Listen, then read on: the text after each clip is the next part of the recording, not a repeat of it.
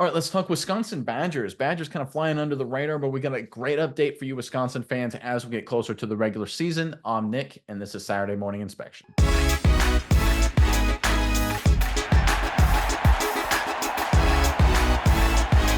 right, so this Wisconsin football team, I think, like I said in the opening there, they're kind of flying under the radar. I think they're going to be a lot better than people give them credit for, but a lot of it is hinging on the quarterback position, and we've got an exciting update on that front. Let's go into the report, and then we'll talk about it more in detail on the other side. This is courtesy of SI.com. Wisconsin is currently in fall camp preparing for their season opener against Western Michigan on August 30th. One of the biggest storylines heading into the season is Miami, Florida transfer Tyler Van Dyke potentially taking over QB1 duties for the Badgers.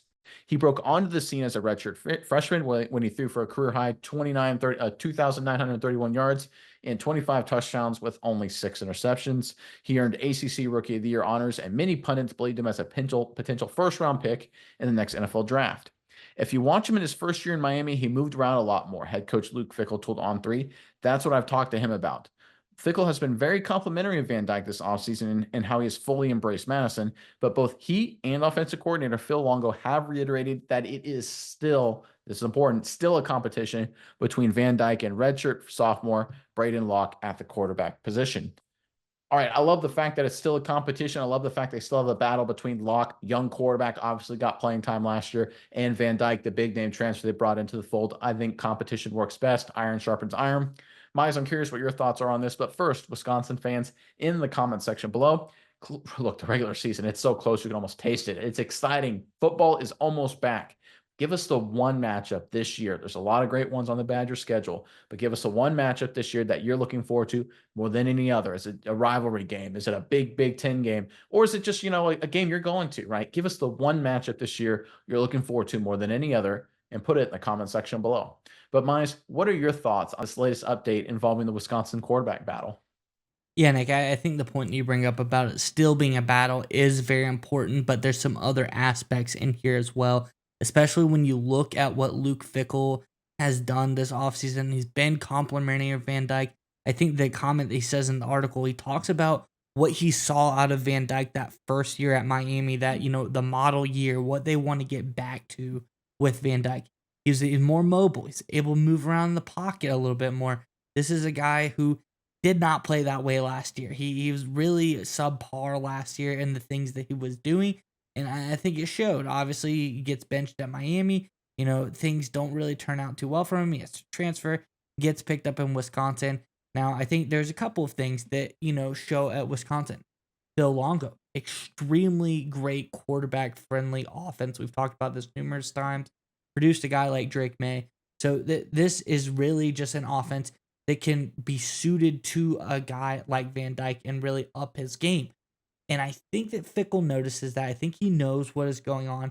So I think there's two parts to this. A, they're gonna say it's a competition still because it is, and they want him to earn it. They want Van Dyke to come out. But when you read between the lines and you look at what Fickle has been saying, I think he really likes what he sees out of a guy like Van Dyke. I think he sees the potential, and he thinks that this system, and this is why they pick him up. This is why they get him out of the transfer portal.